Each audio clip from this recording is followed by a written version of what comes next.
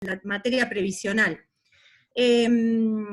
Bueno, este tema, este fallo, el fallo Caliba, que es en este caso un fallo ya de cámara, de la Sala 2 de Salta, es un fallo muy extenso. Aquellos que hayan tenido oportunidad de chusmearlo un poquito van a saber, son 62 hojas, pero vale la pena incurrir un poquito en los temas, especialmente en la novedad que trae Caliba, que es justamente una forma muy original de fijar la movilidad para el periodo en que se encuentra suspendida la actual ley de movilidad, o la ley de Macri, diríamos, ¿no? La antigua ley de movilidad de diciembre del año pasado. Acá con Karina, vamos a ver si nos sale, hicimos un power con los principales puntos. Vos decime cuándo querés que lo abra, ¿eh? ¿Ya lo abro? Sí, ya se puede ir abriendo, bueno. donde en la portada, por ejemplo, yo les planteo, ¿no?, que esta movilidad previsional, en medio de la crisis, vuelve a ser una variable de ajuste para los jubilados. Nosotros lo que vemos, a mí en lo personal me toca, me indigna un poco, porque realmente vemos que la idea del derecho previsional y de la movilidad, justamente siempre como garantía constitucional tiene que tender a cubrir las necesidades de los jubilados, y justamente cuando hay momentos de crisis es donde la garantía debería ser operativa, ¿no? Y acá vemos justamente que siempre, por cuestiones diversas, no me refiero a este gobierno, sino en general, las últimas décadas, siempre los jubilados son los que, digamos, salen perdiendo, lamentablemente, lo vemos reiteradamente. El fallo Caliba lo que trae es una solución original. Podemos estar de acuerdo o no, la verdad es que tiene particularidades, algunos los deja con un poco de ganas. A mí en lo personal me pareció muy interesante, es una solución un poco salomónica, ¿no? No llega a ser una inconstitucionalidad de la norma, pero sí fija o trae una solución. No se está viendo... No sé ¿Se ve o no se ve? No, se ve el escritorio tuyo con el PDF. A ver si se podía... Yo acá en mi compu es como que no se abrió. Aún no se abrió el Power. ¿Ahí? Bueno, ahí podemos arrancar. Sí, esa es la primera filmina. ¿Está? Bien. Bien. Bueno, este expediente, estas actuaciones que se denominan Caliba Roberto contra ANSES, que tramitan en Salta y que fue resuelta justamente ahora en julio por la Cámara, la Sala 2 de Salta, como todo juicio de reajuste, los colegas van a comprender, tiene muchos temas, es un juicio que se inició en el 2014. Por lo tanto, el actor reclama, y acá vemos, hice una pequeña síntesis, el recálculo del haber inicial, según los fallos ELIF. Acá en este caso se cita Soule, que es un fallo de la Sala 1 de Salta, que remite a la solución que trae ELIF, o sea, utilizar el ISBIC, el índice de salarios básicos de la construcción.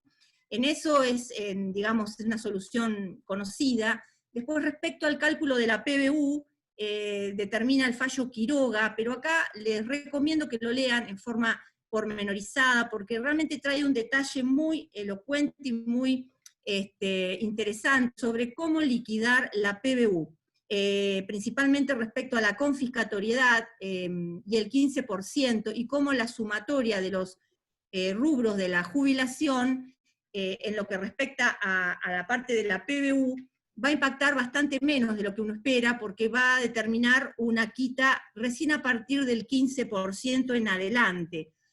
No me quiero detener acá porque es muy técnico y no es el tema de hoy, pero bueno, es interesante.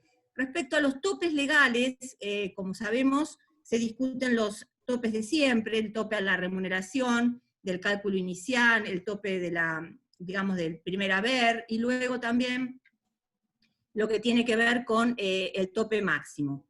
De todas formas, difiere el tratamiento final para la etapa de ejecución. Si bien dice que se observan que están dañados los topes, difiere ese tratamiento para la etapa de ejecución. Respecto a la tasa de sustitución, hace parcialmente lugar, podríamos decir, porque no da el porcentaje que pide la actora. Ustedes recordarán que la tasa de sustitución es uno de los temas más debatidos en este momento, ya que la jurisprudencia actual no nos está dando a nivel corte un 70%, lo que era Betancourt en su momento, que después Benoist lo bajó, diciendo que la ley 24241 no tomaba o no tenía una tasa asegurada, pero deja abierta la vía para que si la desproporción es muy, muy elevada, en la etapa de ejecución se pueda revertir. Lo mismo pasa en este caso, lo difiere para la etapa de ejecución, no lo niega.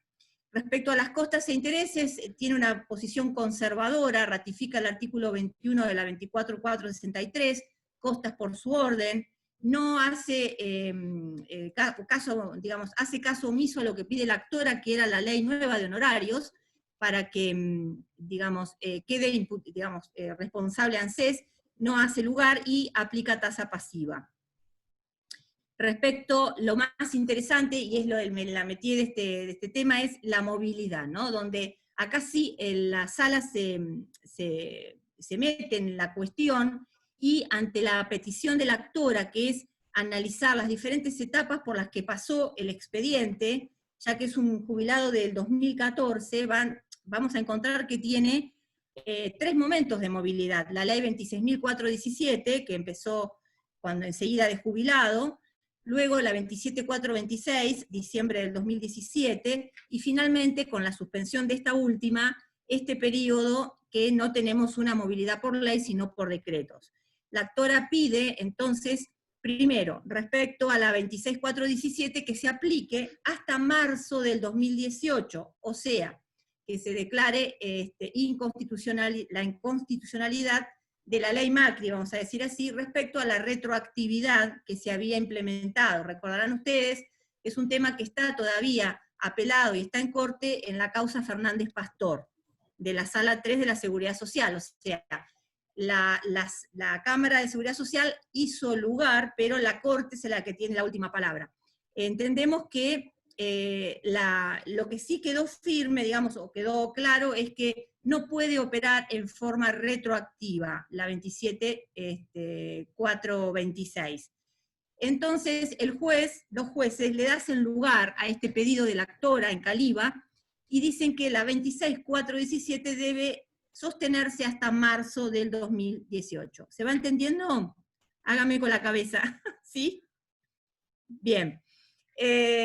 A partir de ahí comienza la ley 27.426, que como todos sabemos tiene un rezago de 6 meses, por lo tanto, en este caso particular se va a empezar a aplicar a partir de junio del 2018, de ahí en adelante. Esta ley tiene la particularidad que los momentos más complicados, digamos, de inflación, que están siendo ahora, ¿no es cierto?, y el año pasado, van a empezar a repercutir justamente ahora, que es cuando está suspendida, ¿no? Por eso la actora, con un buen sentido, pide que esa ley digamos, cubra estos baches y que se declare inconstitucional la ley de emergencia, ¿no? Ese periodo que está ahora funcionando con los decretos. Lo nuevo del fallo, que después lo vamos a explicar con más detenimiento, es que hace lugar a este pedido, pero no declarando la inconstitucionalidad de la ley de emergencia, sino estableciendo la insuficiencia de esta ley y de los decretos que, por medio de la delegación que hace la ley de emergencia al Poder Ejecutivo, los 2 decretos que se han formulado han quedado como insuficientes. Por lo tanto, determina un piso mínimo, y acá es donde toma como parámetro la nueva fórmula para poder movilizar los alquileres, una ley del Código Civil, lo cual resulta muy interesante en un tratamiento previsional, que creo que todos estamos de acuerdo que está muy bueno que los jueces empiecen a abrir las cabezas y empezar a utilizar normas y hacer una interpretación un poco más amplia del derecho, en este caso una ley del Código Civil, en otros casos podría ser, como sabemos, las diferencias que hay, por ejemplo, en las convivencias, ¿no? Que tenemos en el caso previsional 5 años cuando no hay hijos, mientras que el Código Civil habla de 2 años cuando no hay hijos, y podría seguir diciendo otros ejemplos. Hace un tratamiento muy interesante de los principios, ¿no? Cosas que tenemos, axiomas que tenemos olvidados, no sé si olvidados, pero no los tenemos tan presentes al momento de interpretar las leyes. Acá lo que hace la Cámara concretamente es interpretar las nuevas normas a través de la mirada de los principios de solidaridad, legalidad, proporcionalidad y sustitutividad. Bueno, pues pasaríamos a la otra filmina, Karina, si se puede. Bueno, estoy intentando. Lo que dicen también los jueces es que estos principios funcionan como verdaderos límites al Estado, ¿no? El Estado no puede hacer lo que quiere, sino que tiene como límite, justamente, ahí estamos, esa es, sí. Tiene como límite justamente los principios que son fuentes del derecho, ¿no? Fuentes del derecho, en este caso, de la previsión social. Bueno, la movilidad demandada por la actora. Ya hice alguna referencia a este tema. La movilidad que pretende la actora es que se siga utilizando la ley 27.426, la continuidad. ¿Y por qué lo pide? Porque considera que no están cumplidos los objetivos que se plantearon, primero la ley de emergencia, que la tenemos ahí abajo, artículo 2, inciso E, que dice fortalecer el carácter redistributivo y solidario de los saberes previsionales, considerando los distintos regímenes que lo integran como un sistema único, con la finalidad de mejorar el poder adquisitivo de aquellos que perciben los menores ingresos. Esto que es un artículo de la ley de emergencia, la actora lo analiza muy minuciosamente, y luego en los decretos, el decreto 163 del 2020, que es el de marzo, y el siguiente, el 495 de junio, va a entender que no se están cumpliendo los objetivos que la misma ley de emergencia propone. Cuestiona la delegación que se le hace en el Poder Ejecutivo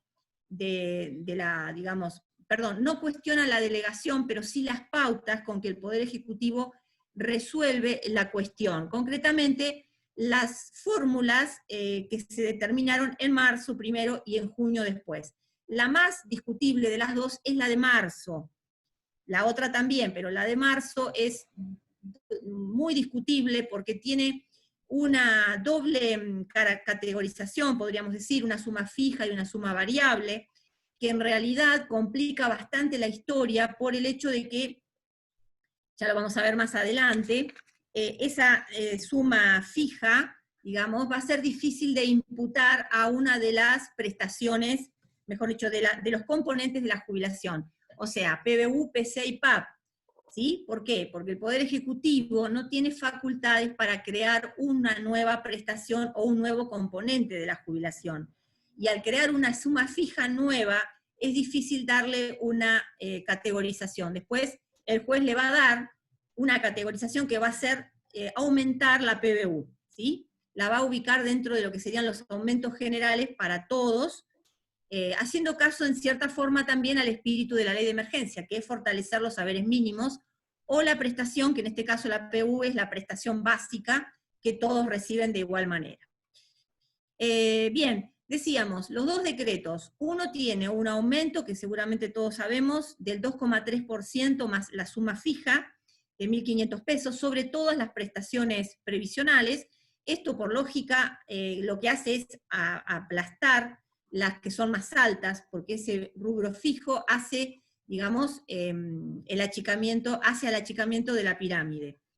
Y bueno, evidentemente surge insuficiente, más aún cuando lo comparamos con lo que la otra ley hubiera devengado, ¿no? Que es un 11,54%, si no recuerdo mal en este momento. Y el segundo decreto, el 542, habla de un aumento general del 6,12%, que también vamos a ver que se quedó corto respecto a la anterior ley. Bueno, podemos seguir con la otra. ¿Pasó? Sí, por favor, Cari. A ver. Bien, además de estos dos Ahí decretos estoy. que ya mencioné, ahí estamos, Sí. tenemos, estos anteriores fueron decretos por delegación del Poder Legislativo, los cuales fueron después, digamos, fueron aceptados, no me sale la palabra, bueno, fueron aprobados por la Comisión Bicameral, ¿eh? Por lo tanto, no son DNU cualquiera, sino que ya han sido aceptados por la comisión que corresponde, ¿no? En este caso, el 542 no, este sí es un DNU, es una facultad que fue del Poder Ejecutivo, y es el que decide a través de un consejo que recibe de la comisión también bicameral, que está creada para crear el proyecto de movilidad y para darle una solución, para presentar un proyecto en el Congreso. Esta comisión que se reunió en junio, no por mayoría, mejor dicho, por mayoría, pero no por unanimidad, decidió solicitar una prórroga, o sea, aconseja al Poder Ejecutivo pedir una prórroga, ¿no? Por medio de una resolución lo hace. Y el Poder Ejecutivo toma esto como válido y decreta por el 542 justamente la prórroga hasta el 31 de diciembre del 2020 de la posibilidad, ¿no es cierto?, de seguir aumentando, movilizando los saberes por decreto. ¿Hay algunas razones? Sí, por supuesto, establecen razones. Habla, por ejemplo, de que hasta el momento los indicadores económicos, acá lo puse, permiten proponer una fórmula, no permiten proponer una fórmula coherente, razonable y sustentable. No se conocen todos los parámetros, dice también, y es muy difícil poder determinar, dice el Poder Ejecutivo, cuál sería la fórmula correcta. Dentro de los objetivos está el de mantener la suficiencia de las prestaciones, a la par de reconocer que cualquier esquema de movilidad debe garantizar cierta estabilidad real en los beneficios previsionales frente a diferentes contextos macroeconómicos. Habla también de que la pandemia afecta a los posibles parámetros a considerar, entre ellos habla de la recaudación impositiva, la recaudación de la seguridad social, las remuneraciones, afectó también la evolución de los precios al consumidor, el famoso índice de precios del consumidor, afectó la recaudación impositiva y la tasa de inflación. Esas son, digamos, los fundamentos que desde el Poder Ejecutivo se dan para prorrogar por 180 días más esta situación, digamos, de suspensión. La sala, digamos que va a analizar uno por uno, y ahí puse también las refutaciones que hace a este decreto, diciendo que se trata de un verdadero contrasentido. ¿Por qué? Porque la actualización de las prestaciones debe mantener la suficiencia del haber y asegurar su sustentabilidad. ¿Qué mejor manera, dice el juez, los jueces, que mantener la anterior fórmula, que sabemos que es mejor, que va a generar la suficiencia de las prestaciones y asegurar su sustentabilidad? Justamente dicen los jueces, en momentos de crisis es cuando la garantía de la movilidad no debe suspenderse, porque es para eso básicamente. En esos momentos es que la garantía se vuelve operativa, o sea, no se puede suspender, todo lo contrario, es donde debería tener operatividad. Dice también, si los indicadores fueran estables, no tiene sentido exigir una actualización periódica del haber. Acá justamente todo lo que dice el gobierno opina totalmente en contra la sala. Los aumentos no son una mera gracia discrecional, sino un derecho. Y por último, ustedes acá van a ver algunos porcentajes que les voy a explicar. Dice, el desfasaje entre el 8,56 del primer semestre, según los decretos del Poder Ejecutivo, contrastados con el 23,7 de continuar la 27.426, revelan la insuficiencia de los aumentos, sumado a la desigualdad de trato respecto a los incrementos a otros beneficiarios, y acá se refiere a los regímenes especiales, por lo que no se considera a los subsistemas como si fueran un beneficio único. ¿Por qué dice esto? Porque entre los objetivos de la ley de emergencia era considerar al sistema como un único sistema, y como una, digamos, una masa común. Y sin embargo después vimos que en febrero, si bien se modificaron los regímenes del Poder Judicial de la Nación y de los diplomáticos, el resto de los regímenes y de las jubilaciones especiales en realidad no se tocaron, ¿no? Tienen su propia movilidad, tienen su propio sistema, y evidentemente no fueron perjudicadas por la suspensión de la fórmula, ¿no? Entonces, refuta todas estas cosas. ¿Y por qué habla de estos porcentajes? El 8,56 tiene que ver con la suma de marzo y junio. 2,3 más 6,12, da 8,56. Los 1.500 pesos, ahora voy a explicar cómo lo imputa el juez, ¿sí? No están en este porcentaje porque no es un porcentaje. Por cierto, es una suma fija, por lo tanto no lo puede poner como un porcentaje que afectó a toda la masa. Y la fórmula de Macri estaría dando para junio 23,7. Bueno, ahora sí nos vamos a la filmina que está puesta, que dice análisis de los decretos 163, 2020 y 495. Bueno, ya les adelanté un poquito sobre este tema. El decreto 163 es consecuencia de la facultad delegada de la ley de emergencia, que dice textualmente fijar trimestralmente el incremento de los saberes previsionales correspondientes al régimen general de la 24.241. Prioriza los beneficios más bajos, reivindica los principios de solidaridad, redistribución y, bueno, acá puse de vuelta solidaridad, pero está mal, sustentabilidad creo que era. Fija un aumento del 2,3 con más una suma fija de 1.500 sobre todas las prestaciones. Esta suma no habilita modificar el plexo de prestaciones, que fue lo que decíamos al principio. Nosotros tenemos una jubilación que tiene tres componentes, la PBU, la PC y la PAP, ¿sí? Esta suma fija, si no la imputamos a la PBU, estaríamos creando un nuevo componente en la jubilación. Lo que dicen los jueces es que eso no es una prerrogativa del Poder Ejecutivo, sino del Legislativo. Por lo tanto, lo tiene que imputar a una de las tres, y elige la PBU. Y elige la PBU porque es la básica y es la universal, y es la que no va a tener problema al momento de liquidarse, ¿sí? Solamente agregamos un dinero sobre esa prestación. Bien, eso por un lado. Bueno, acá hace una relación también con la ley 24.463, porque uno de los objetivos era también aumentar las jubilaciones más bajas, en su momento, ¿no? La 24.463, estamos hablando del año 95. El decreto 495 del 2020 enfatiza tres temas: la necesidad, la razonabilidad y el equilibrio. La necesidad de seguir aumentando de esta manera, con decretos, que estos aumentos sean razonables y que generen un equilibrio fiscal. Priorizar la atención de las familias más necesitadas y fijar un aumento general. Ahora sí cambia el parámetro, ya no tenemos una suma fija y una variable, sino solo un porcentaje, el 6,12%, sobre todas las prestaciones. Modifica entonces el criterio de movilidad del anterior decreto. ¿Sí? ¿Se va entendiendo? Esto para los jueces se considera una contradicción, una falta de certidumbre, y que esto por sí solo ya está perjudicando los propios objetivos que tiene la ley de emergencia. ¿Por qué?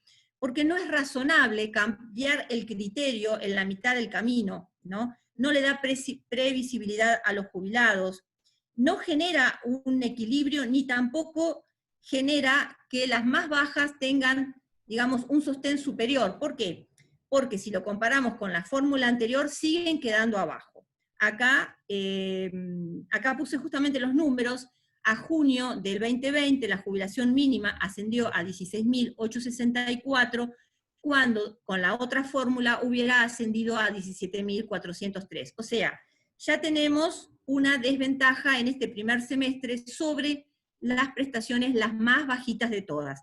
Las más altas, por supuesto, ni hay que hablar, son las que más se perjudicaron y se siguen perjudicando. Uno de los argumentos que también no lo puse acá, pero que da el gobierno, es que en enero y en diciembre se dieron 2 bonos extraordinarios, cada uno de 5.000 pesos. Sin embargo, estos bonos no fueron imputados a la movilidad, fueron pagos extraordinarios que no pueden ser incluidos en las liquidaciones de reajuste. Por lo tanto, no los considera dentro de lo que es la masa de variable que la ley habla, como que estuvieran separados de lo que sería la movilidad. Las fórmulas empleadas producen el achatamiento de la pirámide de beneficios, dicen los jueces. Debe diferenciarse el sistema de seguridad social, podríamos considerar que sería el género, del subsistema del régimen previsional, podríamos decir la especie. Este último debe guardar una proporcionalidad con lo contribuido. Esto es muy importante, a mi parecer, porque acá también hay una posición política de la Cámara, yo lo veo entre líneas, ¿no? Vamos a ver si lo leen después con tranquilidad, van a ver que tiene un montón de elementos y precisiones que van como dando su opinión de que, más allá de que no es una solución jurídica a la que se llega con estos decretos, también están dando a entender que en las últimas décadas no se manejó bien el sistema previsional, no se tuvo previsión justamente, y que el mayor número de moratorias y de gente que accede a los beneficios, que si bien logró una universalidad en las prestaciones, va produciendo de por sí el achatamiento de la pirámide, porque sin más personas que aportan al sistema, sin más personal en blanco, y más, digamos, trabajadores activos que puedan llegar a subir la tasa de sostenimiento, que sería cuántos trabajadores por cuántos pasivos, eso va a seguir produciéndose. Entonces ahí hay una crítica al sistema en general, y da a entender que hace falta una nueva visión sobre el régimen previsional, diferenciándolo de lo que es la seguridad social, que podría ser todo lo no contributivo. Bueno, pasamos a la siguiente, Cari, si sos tan amable. Díganme, chicos, si me escuchan bien, si voy muy rápido, me hacen preguntas, yo no tengo problema, si tienen alguna duda. A ver, acá veo algunas en el chat, no sé si... Pregunta. La Cámara atendió el tema sobre que se hizo una diferencia de movilidad en marzo violando la Constitución Nacional, ya que no existen diferentes movilidades para su aplicación al mismo tiempo. Atendió el tema sobre que se hizo una diferencia de movilidad en marzo violando... La Cámara no, vamos a verlo ahora en el desarrollo, que no va a declarar la inconstitucionalidad del nuevo sistema. Es, a mi juicio, por eso decía al principio, que es como que, a ver, cada uno va a tener su opinión sobre esto. Es más, los diferentes colegas van a darse cuenta que existen en este momento diferentes presentaciones buscando lo mismo. Por ejemplo, el Defensor del Pueblo ha hecho una presentación, un reclamo colectivo, que es la causa Lesaun, acá la tengo de machete, Lesaun Silvia y otros, sobre amparo del Juzgado 9 de la Seguridad Social, que pretendió, por medio del amparo, lograr la inconstitucionalidad de la ley, ¿no es cierto?, y en forma colectiva. No arrancó bien, tenemos que no le dieron justamente el aspecto de ser colectiva, y ahora va a haber, está por per saltum en la Corte. Tenemos otro caso que es el del doctor de Polisnetri, que inició también en febrero una acción declarativa de certeza que se llama Elsa Diserio, está en el juzgado del doctor Fantino, el número 6, en la cual él va por otro camino, no busca declarar la inconstitucionalidad en forma directa, sino lo que hace es tratar de lograr del juez una declaración de certeza. Una vez que logra eso, ahí sí iría directamente por la inconstitucionalidad. O sea, es como que agarró una curva para lograr el mismo objetivo, y está en proceso, todavía no tenemos una resolución. Acá los jueces de la sala lo que hacen es, vamos a verlo, decir que no se trata en sí de una confiscatoriedad que pueda llevar a una inconstitucionalidad, sino que en temas de movilidad, los jueces, viendo que el poder legislativo delega en el Ejecutivo y el Ejecutivo no cumple su misión adecuadamente, los jueces, como otro de los poderes del Estado, tienen la prerrogativa de poder salir al auxilio del sector pasivo. Y de esa manera lo que hacen es determinar que el aumento si bien no es perjudicial, es insuficiente. Y al declararlo de esa manera es que establecen este nuevo piso, ¿sí? ¿Eso en dónde decís, Gerá? En Caliba, Ah, justamente, o sea, sí, los sí, jueces de la sala 2 sí, lo que sí. hacen es no declarar la inconstitucionalidad de los decretos, por decir así, sino que Sí, lo que hacen es básicamente decir que son insuficientes y que la movilidad que ellos otorgan no es la que corresponde en una sana interpretación de las leyes, teniendo en cuenta justamente los principios que ahora voy a mencionar. sí, hacen una Entonces, conjunción de todo. Sí. exacto, es bastante, digamos, original la solución a la que llegan. Yo creo que no han querido entrar en controversia total. Ellos, ahora voy a comentarlo, hablan de una imposibilidad porque no hay un perjuicio real, digamos, como para declararla inconstitucional. Bien, cuando hablamos de los principios del régimen previsional en los cuales se basan los jueces de la sala, son estos 4 principios que todos los conocemos, pero viene bien refrescar un poquito porque realmente hace a los argumentos básicamente de toda la normativa, ¿no? Son como pilares, son como podríamos decir, las herramientas que tenemos para interpretar las normas, y hasta llegan a decir en los jueces, en los fallos Sánchez y Badaro, que de desconocerse estos principios se estaría contrariando el artículo 14 bis y su exigencia de garantía de movilidad. Vamos a recordar un poquito lo que es la solidaridad, básicamente, que es lo que entienden los jueces que está mal conceptuado en el decreto, en los decretos y en la ley de emergencia. ¿Por qué? Porque ellos hablan de una solidaridad que implica entre jubilados, digamos, intrajubilados, sería solidarizarse los que más cobran con los que menos cobran, ¿no? Los jueces dicen que nada más lejos de la realidad de lo que es el principio de solidaridad. El principio de solidaridad es un principio viejo, no es de ahora. Yo estuve mirando y surge, digamos, ya tiempo muy atrás, del año 1870, que se empezó a nombrar aproximadamente, fallos Berkais, que es bastante antiguo, más moderno el fallo Sánchez, entre otros, ¿no? ¿Qué es lo que dice el principio de solidaridad? En realidad está pensado para que las generaciones más jóvenes sostengan a las generaciones más viejas, ¿sí? Esto es algo básico de la seguridad social, y acá no me maten, pero me encontré esto y me encantó, y como buena docente se los tengo que leer, porque es una cita que hacen en la ley 26.417, que es la ley de movilidad de la época de Kirchner. Cuando surge esta ley, en lo que sería el diario de sesiones de la Cámara de Diputados, sale con esta cita de José Hernández, que es la solidaridad. Dice, la cigüeña cuando es vieja pierde la vista, y procuran cuidarla en su edad madura todos sus hijos pequeños. Aprendan de la cigüeña, este ejemplo de ternura. ¿Qué está diciendo? Bueno, que los hijos pequeños, los jóvenes, tienen que sostener a los viejos. Nada más claro que la solidaridad y lo que inspira la solidaridad, digamos, en el sistema previsional.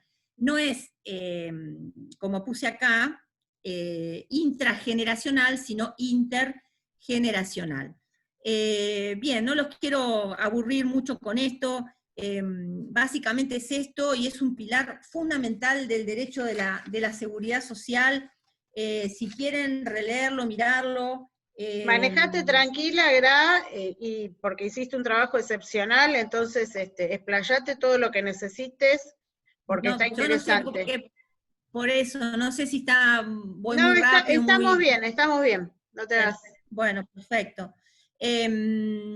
Bueno, acá, por ejemplo, respecto al principio de solidaridad, los jueces se enojan bastante con este tema.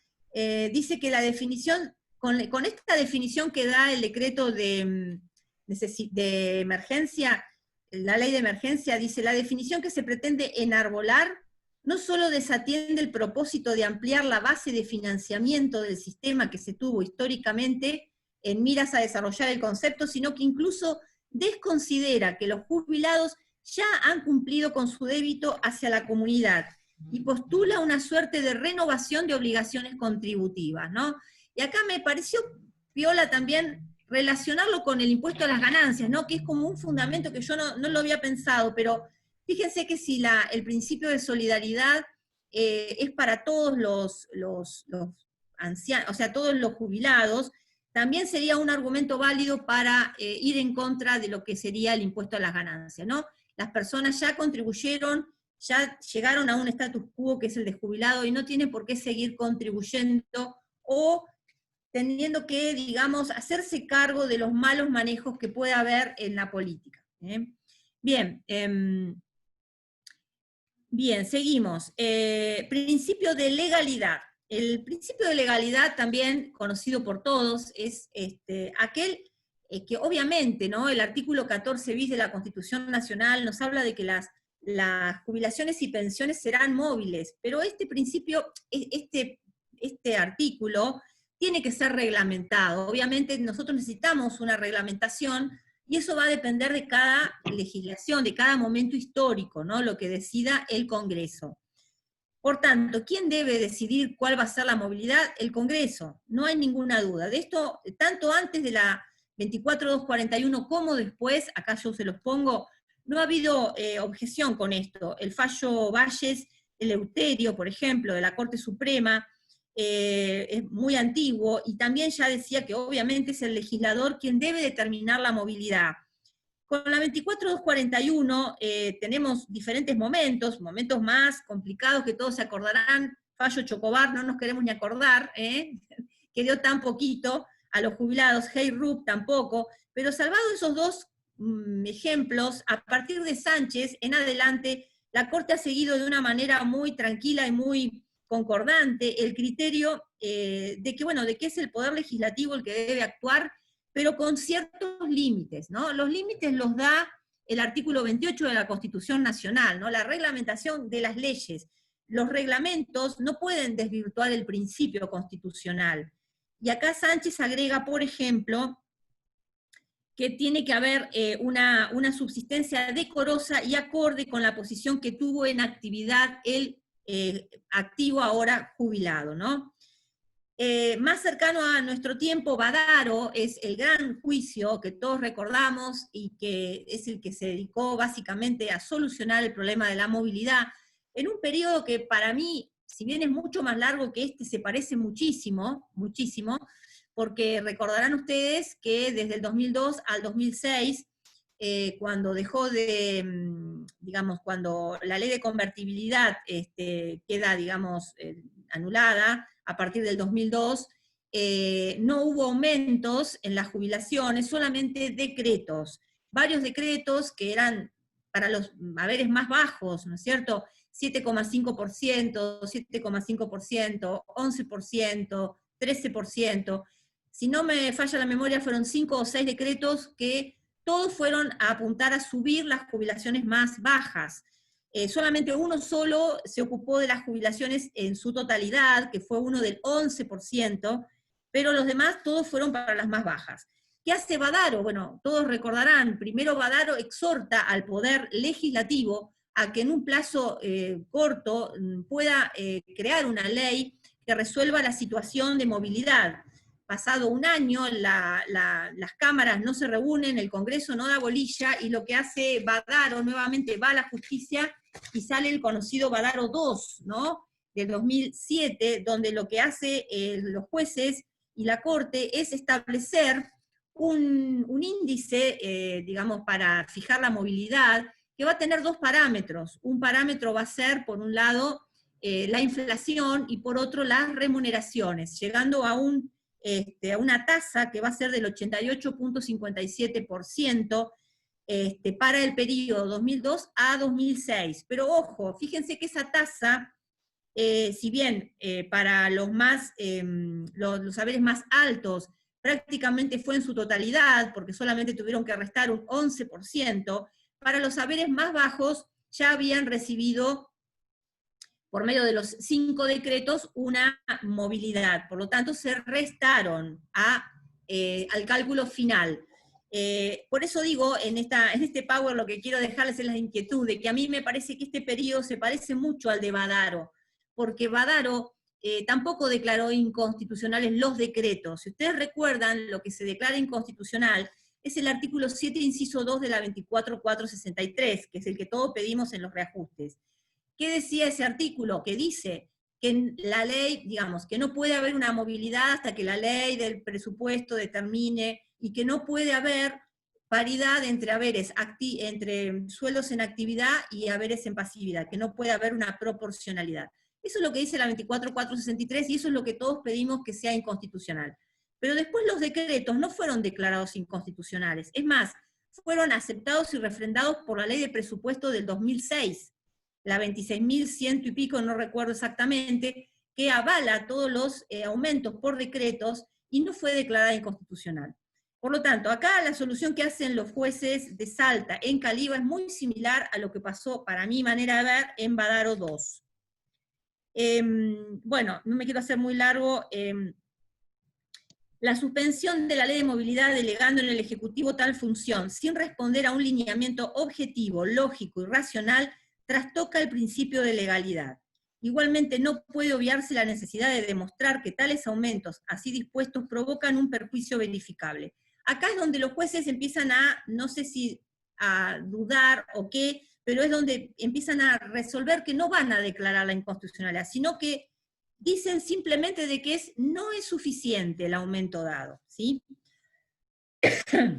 Bueno, otro fallo más cercano a nosotros es el fallo Blanco. Ustedes lo recordarán, 2018, fines del 2018, cuando la ANSES pretendía establecer como parámetro de movilidad para todas las jubilaciones y para el cálculo del haber inicial, las pautas de la reparación histórica, o sea, utilizar las mismas pautas con que se hicieron los acuerdos de reparación histórica, pero en las jubilaciones, en los juicios de reajuste, perdón.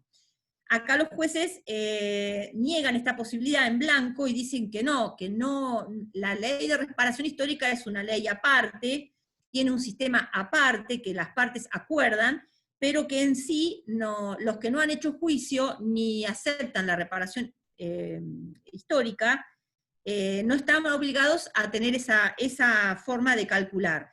Y establece que el índice será el ISBIC, como venía siendo hasta ese momento. En el artículo 25, además, habla sobre el tema, dice, fijar el contenido concreto con especial ponderación de los principios de proporcionalidad y sustitutividad, que es tarea del Congreso también. Hace una referencia con respecto a esto de la legalidad. Bueno, pasamos a la siguiente, Cari, si se puede, la que habla de la sustitutividad y la proporcionalidad. Ahí te pasaste una para atrás. Bien. Hasta acá, ¿alguna pregunta, chicos? Si quieren cortar, no hay problema, ¿eh? ¿Todo bien? ¿Sí? Pablo está revisando el chat. No sé Bien. si hay algunas preguntas por el chat, porque yo acá no lo veo, tengo la pantalla completa. No, yo acá lo que veo son todas del instituto, pero no son de preguntas. Bien. ¿Preguntas no? Bueno. Seguimos. Dijimos que eran 4 principios, ya dijimos de solidaridad, legalidad, y ahora vamos al de sustitutividad y proporcionalidad. 2 principios que se parecen mucho, ¿sí? Uno, si tuviera que decir rápidamente la diferencia, cuesta, pero vamos a ver si lo logramos. El principio de sustitutividad, la doctrina de la Corte Suprema es, digamos, bastante pareja desde el año 1963, estamos hablando de hace muchos años, antes que yo naciera, Cari, así que bastante, a la fecha, erigiéndose el principio de sustitutividad en un valor axiomático del sistema, frente al cual toda regla que pretenda desvincular la correspondiente equivalencia económica con el salario de actividad y su correspondiente nivel de vida se contrapone al artículo 14 bis. Fíjense qué básico, qué sencillo, pero qué claro, ¿no? No nos podemos apartar no nos podemos apartar de lo que sería la equivalencia económica con el salario en actividad. Estamos hablando de un fallo de otras épocas, donde existía otra ley. La ley era la 14.499, que después fue derogada por la 18.037. En esos años había una proporcionalidad casi directa con lo que era la actividad, como si fuera el régimen del IPS, básicamente. Vieron que uno se jubila con el mejor cargo y que tiene la movilidad. Bueno, de esa época era más o menos parecido. Por supuesto, ese principio era fundamental. Con el correr de los años, el sistema fue cambiando. Con la 18.037 vamos a encontrar que sigue el principio de sustitutividad, y va a cambiar la proporcionalidad a determinados porcentajes que la ley 18.037 establecía, como eran el 70% cuando se jubilaba con lo básico, que eran la edad y los servicios, el 78, si no recuerdo mal, cuando tenía 3 años más, y el 82 cuando tenía 2 años más. O sea, que en un plazo de 5 años aumentaba un montón, ¿no es cierto?, en lo que sería la tasa de sustitución. Por tanto, estos principios vienen de antiguo. Más a nuestro momento podría decirse que uno podría decir que la interpretación del principio de sustitutividad estaría dada en el momento del cálculo del haber inicial. ¿Qué quiere decir esto? Tener en cuenta el sueldo en actividad cuando se calcula el haber inicial. Pero después, una vez que pasa el tiempo, no tendría por qué existir la sustitutividad. Esa es una opinión, ¿no? Acá los jueces la refutan claramente con el fallo Badaro. Dice, justamente Badaro viene a solucionar eso, ¿no? Una vez calculado el haber inicial, si ese haber inicial no se sostiene con un criterio estable en el tiempo, ese haber inicial se va a ir depreciando y va a empezar a producir, obviamente, lo que todos sabemos, que es las jubilaciones empiezan a ser, obviamente, muy bajas y no tienen ninguna proporcionalidad con lo que eran los sueldos en actividad. Acá vamos entonces al último de los principios, que es la proporcionalidad. Los jueces dicen que se debe guardar respeto por el distinto esfuerzo contributivo realizado por los cotizantes. Consecuencia de ello es la imposibilidad de equiparar a quienes han efectuado aportes diferentes al sistema.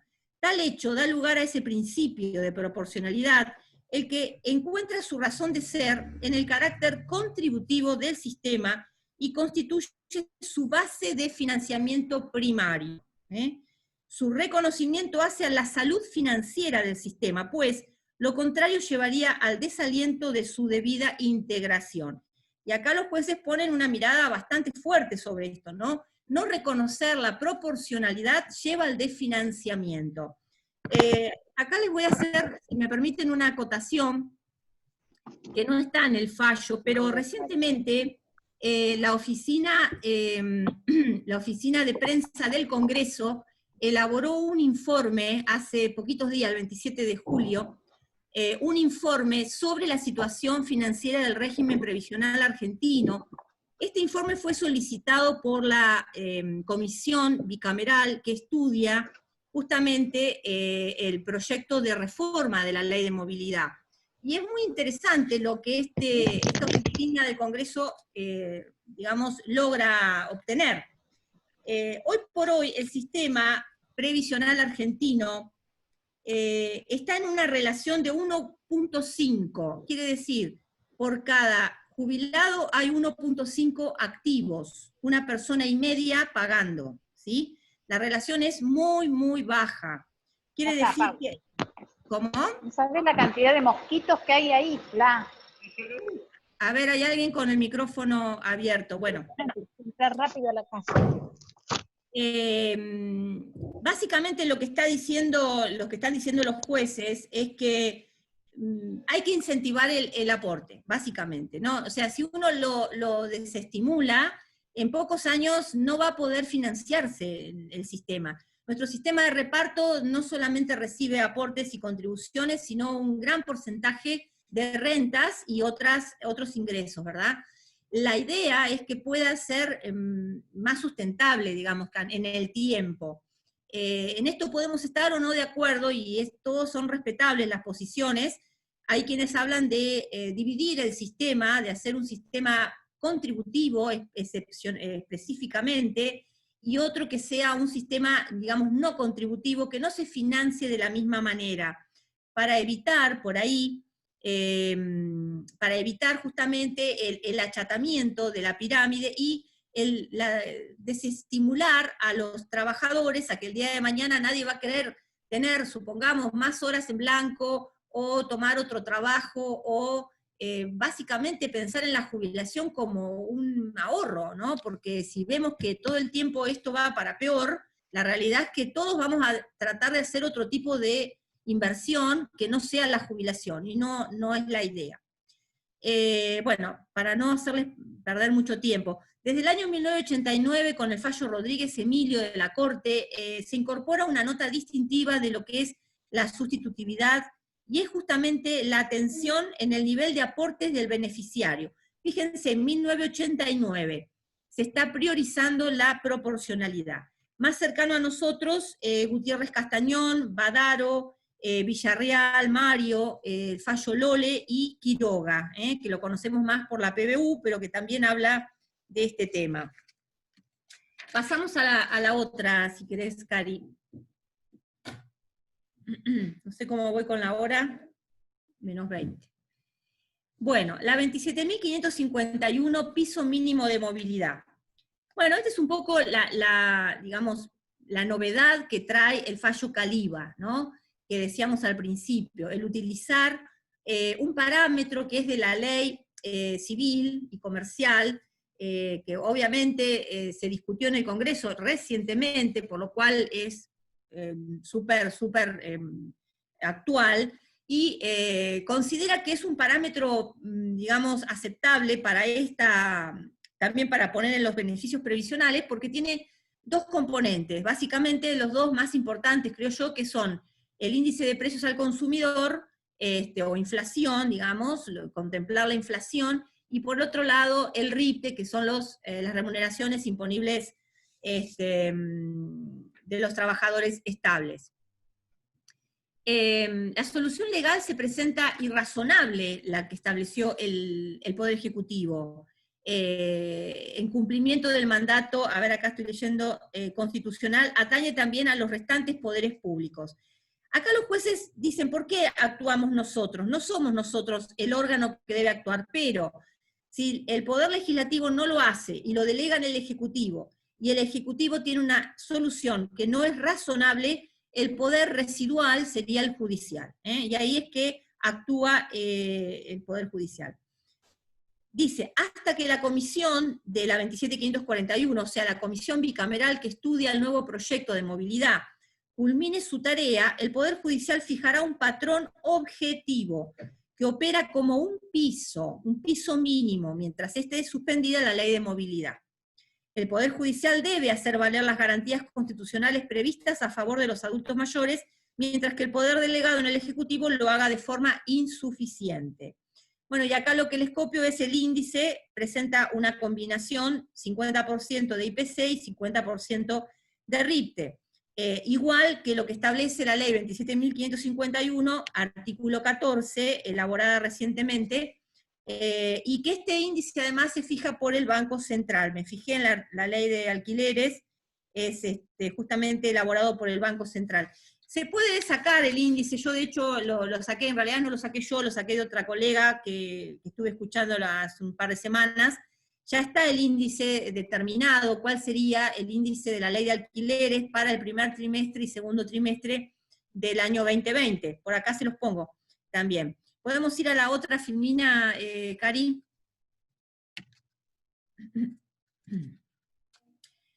Dice, ¿por qué no se declara la confiscatoriedad? ¿Será el fallo Caliba un nuevo Badaro? Bueno, un poquito lo que veníamos anticipando recién. Al ser irrazonable la movilidad dispuesta, no hace falta la confiscatoriedad por las siguientes razones, dicen los jueces. Razones operativas. Diferir el tema a una etapa posterior, diferir, supondría omitir la fijación de las bases concretas a partir de las cuales debe verse si se configuró o no el supuesto que torne procedente la reclamación. En otras palabras, no quieren tirar la pelota para adelante, lo vamos a resolucionar ahora porque si no lo hacemos operativo, esto supone, digamos, dilatar algo que es fundamental. Sustantivas, perdón. El criterio de confiscatoriedad, o sea, decidir si una norma, un decreto es confiscatorio, tiene un ámbito limitado de aplicación, dicen los jueces, y está reservado solo a los topes, en lo que es previsional, y al reajuste de la PBU. No sé si estamos de acuerdo con esto, pero bueno, es lo que dicen los jueces de la Sala 2, que la confiscatoriedad estaría reservada a estos temas, nada más, ¿sí? Yo en lo personal no pude indagar mucho más, no sé si estoy muy de acuerdo, pero bueno, respeto esto. Después enfatiza que los aumentos son insuficientes, pero no los declara inconstitucionales, porque en sí mismos no son perjudiciables. Esta es la razón por la que se le reconoce un piso mínimo durante la suspensión según el índice combinado dispuesto por la nueva ley de alquileres, que según cálculos, a la fecha darían un aumento de 10.94 para el primer trimestre del 2020 y 10.35 para el segundo trimestre, o sea, junio del 2020, resultando muy por encima del registrado con los decretos del presidente. Bien, y ahí ya pasamos a la última filmina,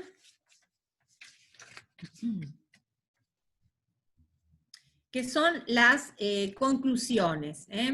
Bueno, más allá de lo que podamos criticarle al fallo, que seguramente, según cada uno lo haya visto, tendrá sus críticas, para mí considero que es una verdadera pieza jurídica por lo minucioso que trata todos los institutos del derecho previsional.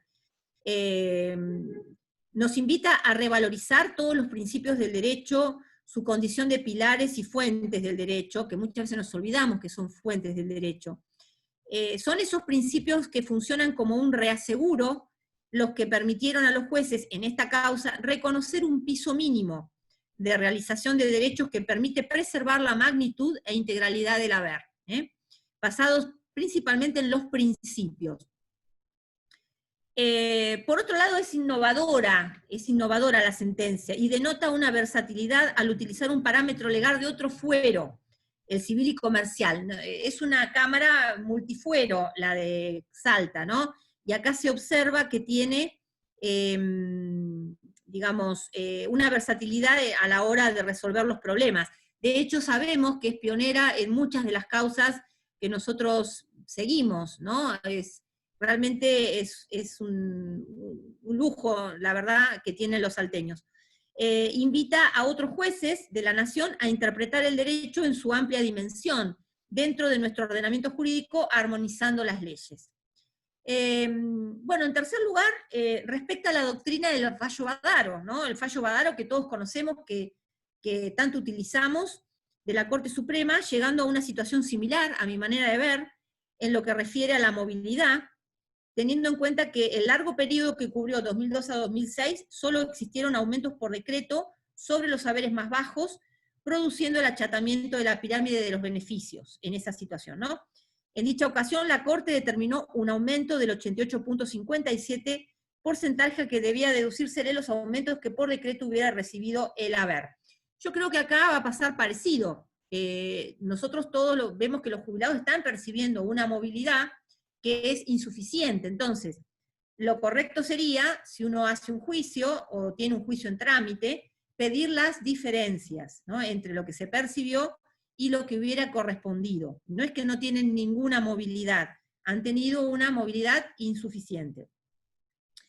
Establece también un límite al Ejecutivo, lo obliga a respetar el esfuerzo contributivo de los aportantes, permitiendo en el futuro que no se desfinancie el sistema. Esto es importante, estamos en un momento en que la Comisión Bilateral tiene que estudiar el régimen previsional, no solamente la movilidad, sino también quedó en expectativa qué va a pasar con los otros regímenes especiales y con los regímenes diferenciales. Esto no lo tenemos muy en cuenta, pero el artículo 58 de la Ley de Emergencia, la 27.541, 51, perdón, como 541, no recuerdo ahora. Bueno, la ley de emergencia determina que hay que revisar todos los regímenes, ¿sí? Los especiales y los diferenciales. Esto va a traer cola seguramente en nuestros futuros jubilados. Veremos cómo se hace, porque el propósito es que no se desfinancie el sistema, y bueno, y que justamente no se tampoco desmoralice al que aporta. Bueno, básicamente creo que esto es lo principal. Si quieren hacer alguna pregunta, Cari, o lo que necesiten aclarar, no hay ningún problema. Espero que les haya interesado, que haya sido clara, y si no, bueno, a disposición. Esto va a quedar, lo voy a subir en el grupo del Facebook, en la parte de archivos, así que va a quedar a disposición de todos. Acá volvimos, así que hay muchos aplausos y reconocimientos, y hay algunas preguntas también. Pablo creo que anotó algunas. Dale. A ver, no lo escuchamos. Pablo tiene problemas con el sí. micrófono. Tenés que entrar, Pablo, con el sonido en la computadora, creo. Porque él anotó bueno. las del chat. Bueno, igual mientras vamos a Marisa Soldi, que había levantado la mano. A ver, Pablo, mientras solucionas el temita técnico. Marisa, no sé dónde está. Marisa, no la veo. A ver, tengo la manito levantada. ¿Dónde está Marisa? Cari, si lo desbloqueas vos, el micrófono por ahí. Sí, también podría ser. Pero no la encuentro, porque ¿cuál era J? No, a Pablo. Ah, Pablo está desbloqueado. Sí. No hay caso. Bueno, gracias por los mensajitos, acá los estoy leyendo. Acá Mariela de Bernardi me habla del principio de progresividad. Sí. Es verdad, el principio de progresividad estaría, no lo puse acá porque, bueno, sí lo mencionan, no lo trabajan en extenso como los demás principios, pero sí está muy claro en el fallo de primera instancia de Caliba. O sea, el juez de primera instancia, al 5 de febrero, si no recuerdo mal, en su fallo determina que era tan reciente la suspensión de la ley de movilidad que lo único que dice el juez de primera instancia es que vamos a tener que considerar cuáles van a ser los aumentos por decreto para luego sostener si el aumento sigue los principios de progresividad y no regresividad del haber, o está en contraposición con eso, ¿no? Deja abierta la ventana el juez de primera instancia para discutir la ley de movilidad, o mejor dicho, los aumentos de movilidad que diera el Ejecutivo. De hecho, me parece muy valiente, no sé si hay otros fallos parecidos de primera instancia, yo no he visto, no sé en qué otras jurisdicciones, pero los salteños, por eso digo, son pioneros en este tipo de decisiones. El juez abre la ventana en ese sentido y dice, bueno, señores, vamos a tomar esto en consideración, vamos a observar si esto va en contra o no del principio de progresividad. Y de hecho, si lo vamos por ese lado, yo calculo que también, porque va en contra de lo que habla el artículo 75, inciso 23, ¿no? Que tiene que ver con legislar para adelante, con acciones positivas y no regresivas. Acá lo que vemos es que este lapso que llevamos en el año 2020 no es para nada progresivo para los jubilados, al contrario, va en regresión. Por lo tanto, esa es una de los fundamentos con toda seguridad. A ver qué otra. Bueno, Marisa, gracias, ahí volvió Marisa, ahí la veo. Sí. Marisa, desmutate que habías levantado la mano.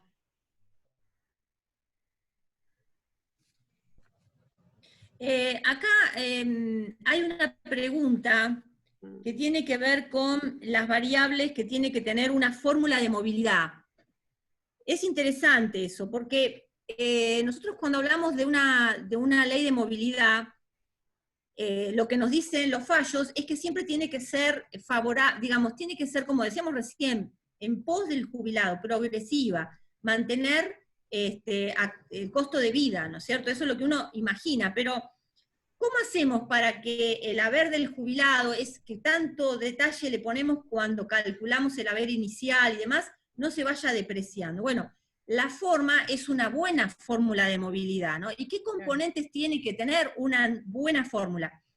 Nosotros tenemos, por ejemplo, para comparar, ¿no? La de la 26417 de la época de Kirchner tenía dos componentes, uno que eran los, digamos, toda la evolución que tenían la recaudación impositiva en ese tiempo, en un 50%, si no recuerdo mal, y un 50% del RIPTE, ¿no? Que es la remuneración imponible promedio de los trabajadores estables. Esa fórmula fue buena de todos los 8 años que duró entre el 2009 y 2017, 8 años y medio, solamente en 2 semestres dio por debajo de la inflación, los demás fueron favorables. ¿Era la intención del gobierno? No lo sabemos, la verdad.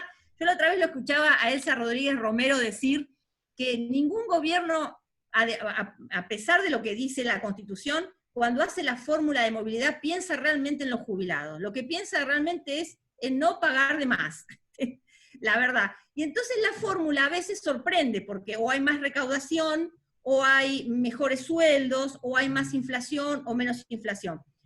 Esto pasó con la época de Macri, o sea, Macri no sé si hizo esa fórmula para mejorar a los jubilados. La realidad es que pensaba que la inflación iba a ser menor, pensaba en una inflación del 23-24% anual, y se le fue al 43%.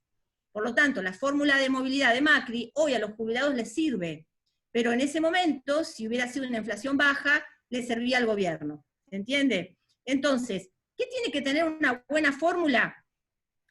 Bueno, acá yo me estuve fijando en los fallos, y el que da la solución es el fallo Sánchez. El fallo Sánchez dice que una buena fórmula, no dice así, pero dice que para mantener la movilidad de los jubilados hay que tener en cuenta el costo de vida. Básicamente es la inflación, lo que más considera, para mantener la fórmula, para mantener el haber. Ahora, si yo lo que quiero es hacer un buen cálculo del haber inicial, tengo que tener buenos índices salariales, que es lo que nosotros ya vimos, ¿no? Cuando hacemos los juicios, siempre pedimos ISBIC. ¿Por qué? Porque ISBIC en muchos periodos fue mucho mejor que otros índices. Sin embargo, ISBIC, que es un índice que nosotros estamos familiarizados, que es el de la resolución 140 del 95, no era un índice alto en el año 95, era un índice más bien bajo que la Secretaría de Seguridad Social incluyó en la ley porque era bajo y mantenía un equilibrio. Sin embargo, con los años ese índice subió, ¿sí? Entonces, ahí vamos viendo, esto no lo digo yo, lo escuché a la doctora Elsa Rodríguez Romero, al cual tengo todo el respeto y admiración, y por eso lo transmito, porque me parece interesante.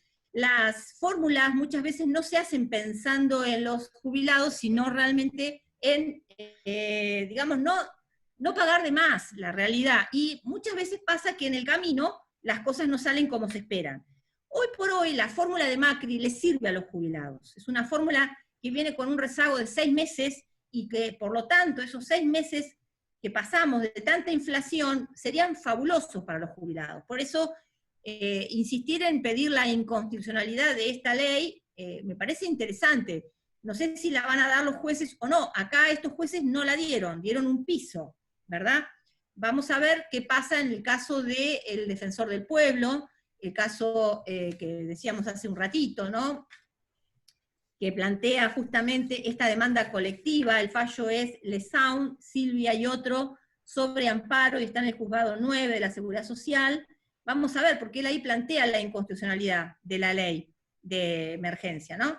Mientras que el doctor de Polisnetri, como dije, no plantea de una la inconstitucionalidad, sino que lo que hace es pedirle al juez una acción declarativa de certeza, que le diga si ese es el camino para, digamos, bueno, poder lograr el objetivo de no perjudicar al jubilado. Todavía creo yo que es un tema que está en debate. El fallo de Fernández Pastor, de la Sala 3 de la Seguridad Social, está apelado. Por lo tanto, tampoco tenemos definición de corte, que yo sepa, ¿no? Así que bueno, este tema de qué debe tener una buena fórmula, seguramente costo de vida, índice de precio del consumidor, pero pueden haber otras, ¿sí? estaba escuchando el otro día a Roberta que hablaba de justamente de poner una fórmula sustentable que ayude a los jubilados. Todavía no se definen con qué parámetros, ¿sí? Pero seguramente tiene que ser combinado. No sé, chicos, si quieren alguna Bien. pregunta. Sí, lo que vos decías del fallo de Semino, en ese caso Sí. rechazaron el tema, porque lo sacaron como que lo habían rechazado, rechazaron el tema de ir en la demanda con una demanda colectiva, pero sí Exactamente. demanda colectiva y una señora en particular, creo que era, no me acuerdo el nombre. Exacto, sí, sí, Donde lo una hicieron. asociación civil, Claro. una asociación civil y una señora, Lesaun, sí. Esa, bien. Ese tema, le rechazaron el aspecto colectivo, pero no prosigue como Lesaun, ¿sí? Por la señora individualmente. Igual eso no No tiene resolución, lo mismo que la declaración de certeza de no tiene resolución, en la pandemia menos porque no se movió. Lógico. Así que bueno, hay indefiniciones con respecto a esto. El caso de Caliba también está recurrido. Sí, claro, tal cual. O sea, así vamos que bueno, a ver. me parece interesante como planteo, me parece original el hecho de utilizar la fórmula de movilidad, de actualización de los alquileres. Además, los parámetros que tiene esa fórmula está bueno, porque habla de precios, o sea, índice de precios del consumidor y salarios, lo cual dentro de todo garantiza, ¿no es cierto?, no perder por lo menos el poder adquisitivo de las jubilaciones. Más cuando sabemos que tenemos un rezago y que a los jubilados se les sigue debiendo plata, ¿no? De todos los ¿cómo podremos decir? Los enganches entre fórmula y fórmula, que es otra de las cosas que habla el fallo, está muy bien, cuando dice que en realidad la falta de previsibilidad en previsión social es inadmisible. O sea, el jubilado no puede saber cuánto va a ganar dentro de 3 meses. Eso no puede ser así, ¿no? Así que bueno, a mí me gustó mucho leerlo. Es largo, pero bueno, vale la pena. Es largo, sí. Sí. Pero es un fallo que, como vos bien decías, te pasea por un montón de lados Por del todos derecho, los por todo el derecho aspectos, Cari. previsional, porque Por te pasea por todos. un montón de fallos desde los principios y demás.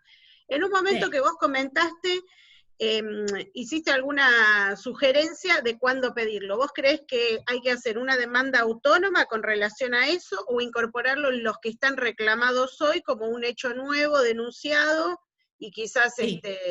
incorporarlo Sí. ahí? Exactamente, mira, la colega que lleva el caso de Caliba, que creo que es la doctora Toyos. La doctora Julia Toyos, sí. Exacto, de Salta, lo que hizo es incorporarlo como un hecho nuevo al tema, porque obviamente cuando ella lo inicia no existía este tema de los decretos y demás, y se lo toman. Va a depender de la situación particular, ¿no? Del reclamo. Este es un reclamo del 2014.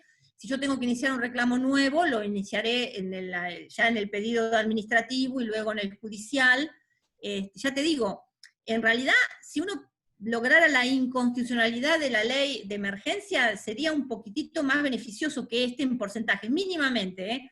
Acá los cálculos han pequeña diferencia, pero bueno, me parece interesante igual como novedad, como fallo, viendo que no hay un parámetro legal, ¿verdad? No hay un parámetro... No, estamos con los decretos y sí, es lo que vos decís. Hola.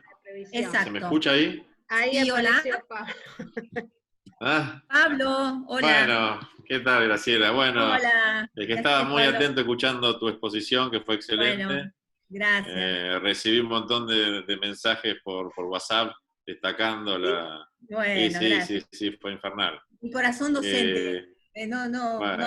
No por nada, por eso, la verdad que cuando me ofrecieron me encanta, porque yo amo hacerlo. Justamente por eso te lo ofrecemos, Graciela, porque estás hecha para esto, ¿no? Bueno, gracias. Tengo la mano levantada de David. Ah, bueno, David, dale. A ver, desmutate, David. Vale, hola, ¿cómo andan? ¿Todo bien? Hola, David, ¿cómo estás? Antes que nada, felicitaciones a Graciela, impecable Bueno, lo tuyo. Gracias, David. Muy Gracias. bueno, muy claro, muy bueno, excelente. Solamente Bien. hacer un pequeño comentario con lo que estabas hablando recién, del tema de que tiene que tener una fórmula de movilidad. Por aquello cuando estudiábamos, te acordás que decían que teníamos que estar a lo que era cuál era la voluntad del legislador. Sí, ¿sí? Nos sí, tendríamos que ir a los convencionales constituyentes de cuando redactaron el famoso artículo 14 bis. Bueno, exacto. en esa época, cuando se debatía eso, la conclusión que llegaron en ese momento era que la movilidad era INDEC, era inflación. Ajá, Cuando se ajá. prohibió la movilidad en la Constitución, en el 14 bis, lo que ellos tenían pensado era, en ese momento, estamos hablando hace 50, 60 años atrás, era inflación. Hoy Bien. habría que ver si es justamente eso, pero bueno, un pequeño dato de color para tener. Perfecto, sí. Yo la mencioné a la doctora Elsa Rodríguez Romero porque el otro día la escuché, fantástica como siempre, con un montón de filminas, cuadros y demás, y rescaté muchísimo lo que ella enfatizó al final, que era eso, ¿no? Para recalcular el haber inicial, tengo que tener un buen índice salarial, y para tener una buena movilidad tengo que tener en cuenta la inflación, el costo de vida que me permite a mí que ese beneficio no se desvirtúe a través de los años. Totalmente de acuerdo. Bien, Felicitaciones, Graciela. gracias David. Bien. ¿Tenemos más preguntas en el chat, Pablo? No, bueno, no sé si había quedado ya casi respondida con la última que acaba de hacer David. Así que no, por mí ya no habría más preguntas. Llevamos chat, ¿no? un tiempo. En el chat. Revisá el chat, la tenía a Marisa, que ahí me apareció otra vez. Marisa, ¿tenés tu pregunta o...? Desmutala. Sí, la estoy... Mariela me está preguntando si en la expresión de agravios, Yo, en una Pablo, apelación. yo lo haría en cualquier momento que tenga, digamos, porque la realidad es que esto es dinámico, entonces los jueces si tienen la intención de hacerlo, hasta tendrían que hacer de oficio, porque la realidad es que son leyes que operan, son operativas, entonces no podemos no decir nada. Si yo tengo que dar una sentencia de reajuste y tengo que poner pautas para que se reajuste justamente, no puedo no decir nada de esta ley. Así que es evidente que tenemos como abogados que hacerlo en cualquier momento que se pueda, como hecho nuevo, en los agravios, en donde fuere. Es fundamental, es fundamental. O sea, la oportunidad de plantearlo, vos considerás que puede ser en cualquier momento, y Y yo entiendo que sí, Karina. sí, Yo lo haría en cualquier momento. Ya te digo, hay diferentes vías, por eso mencionábamos el fallo colectivo de Semino, sí. el de Polisnetri. Lo que yo estoy viendo acá en los juicios que tengo en Mar del Plata es que los jueces no están declarando, por lo menos no lo he visto yo, la inconstitucionalidad de esta ley de emergencia. Siguen las pautas de los decretos, o sea, no he visto cambios, pero bueno, hasta ahora yo he visto solo de un juzgado, así que no podría decir de los dos. Pero bueno, sería interesante, creo yo, que lo planteemos en toda oportunidad que tengamos, ¿no es cierto? Acá hay un tema muy interesante que es para otra charla, ¿no? Que es el fallo Harman, que está todavía dando vueltas, ¿no? Que está a ver, ahí me dice que sí, David, está dando vuelta en la Corte, creo, ¿no? Que plantea también, es muy, muy amplio y tiene muchos... Tiene que resolver la Corte y lo iban a resolver, estaba en el cronograma para resolver después de Blanco, pero sé que hubo un político en el medio, pero ese tema sería un dolor de cabeza para el gobierno si es que sale a favor de los jubilados. Sería un terrible dolor de cabeza. Es muy parecido a Betancourt. ¿Qué tasa de sustitución? 70%. El 70%. Cuando salió el famoso fallo Benoist, automáticamente la Cámara, la Sala 2, saca, en respuesta a Benoist, saca Harman. Muy interesante el fallo ese, hay que leerlo, pues deja muchas cosas en claro, pero la tasa de sustitución mínima es el 70% siempre. El 70%, que básicamente, si vos me preguntás de dónde sale el 70%, yo me tengo que ir a la ley 18037, porque no tengo otro parámetro, ¿no? Que era la básica, la mínima de la 18037, y siempre es el 70. Fíjense que cuando una jubilación se transforma en pensión, también es el 70, o sea, es como un porcentaje que... La PI es el 70% del ingreso base. Exactamente, por eso, sí, la tasa de sustitución sería el 70, ¿no? Así que bueno, a seguir este fallo y bueno. Vamos a ver qué pasa. Vamos a ver, Bien. vamos a ver si lo resuelven pronto, cosa que no creemos. Pero bueno, vamos a ver, hay que seguirlo. Son todas cosas Genial. interesantes para ir estudiando.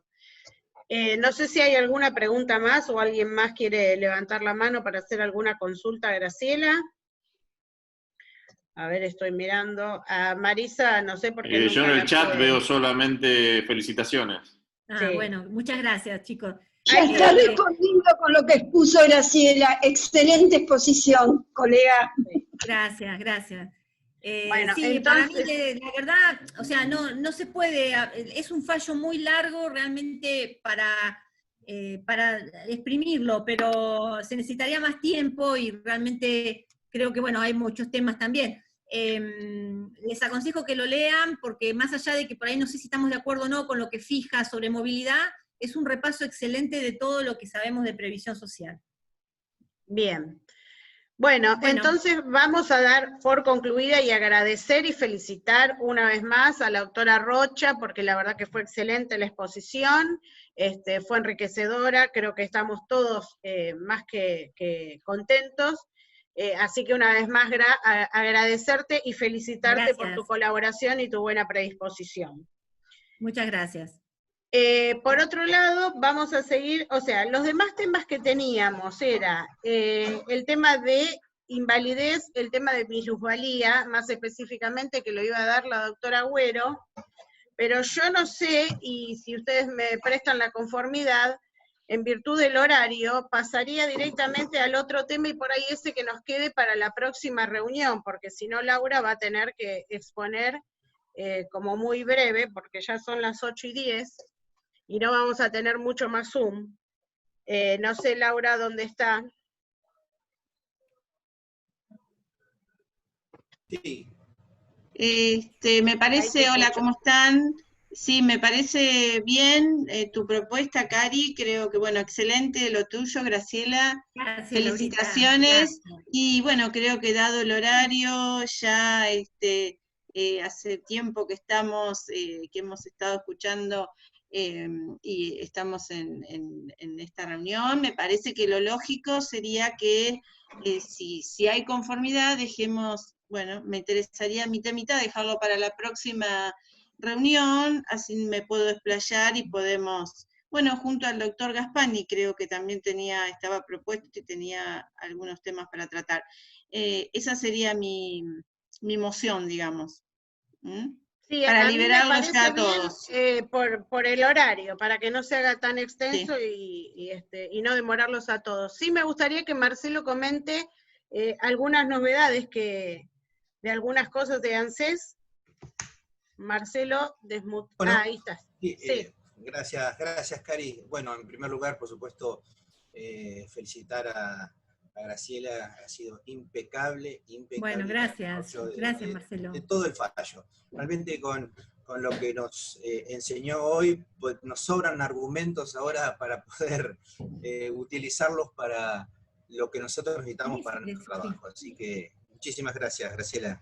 No, por favor. Para mí es un gusto, como les dije, espero no haber sido un poco pesada porque a veces soy larguera. Para nada. Pero bueno, es apasionante para el que le gusta, digamos, meterse en el tema. La verdad que uno se va interiorizando y poder, después de unos años de ejercicio, poder hacer estas conclusiones, de ir y venir con las leyes, está bueno porque nos da un panorama también como de comparación, ¿no es cierto? No es la primera vez que nos pasa esto, es algo que lamentablemente se va repitiendo y repitiendo, ¿no? Si revisamos, hay tantas leyes de solidaridad con diferentes nombres que creo que son más esas que las que tenemos estables. A veces es un poco cíclico, porque venís haciendo comparaciones, porque sí, conoces lo anterior y vas realizando esas conclusiones, pero sí, se van dando etapas y a veces sentís que volvés al inicio también. Exactamente. Mirá cómo sirvió que me hiciste acordar, y me va a permitir iniciar un poco el comentario, que lo que hemos tenido pocas novedades, y las que hemos tenido han sido sobre el género, cuando vos hablaste de lo que es la seguridad social, y no de la especie que es la previsión social. Es decir, las actualizaciones o los agregados a la atención virtual son todos temas de la seguridad social.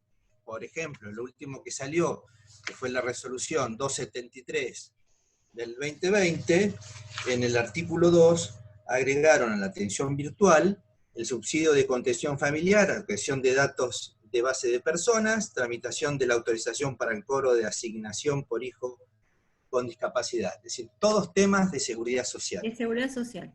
Es decir, en lo que respecta a nosotros, vamos a tener que ir, esto va a servir para que vayamos comentando también nuestras experiencias, porque si nosotros miramos en la atención virtual, un tema que se trató, también lo estuvimos viendo la semana pasada en FACA, es que eliminaron, por ahora, se supone que por ahora, habían algún comentario que esta semana lo iban a poner en atención presencial, eran los retiros transitorios por invalidez. Si yo quiero hacer un análisis el mejor posible, con la mejor buena voluntad, podría llegar a creer que lo sacaron por el tema de las comisiones médicas que no están dando los turnos. Pero, por otro lado, está en juego, aunque dicen que teóricamente van a respetar, son las fechas iniciales, el derecho. La regularidad. La regularidad.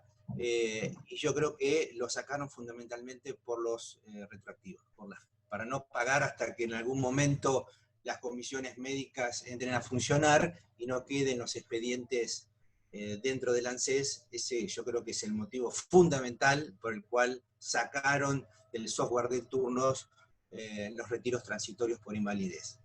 Eso por un lado. Por otro lado... Perdóname, Marcelo, que te hago una interrupción. Sí. Creo, y no sé si está Mariana Márquez en la sala, que tenía información, creo que comenzaron a trabajar nuevamente las comisiones médicas, así que si ese fuera el motivo, deberían restablecerse los turnos de las RTI.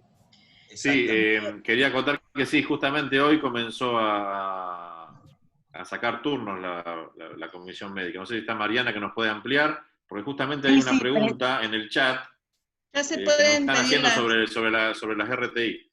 ¿Se forman los 742 entonces ya? No, en realidad empezaron a atender con turnos las comisiones médicas.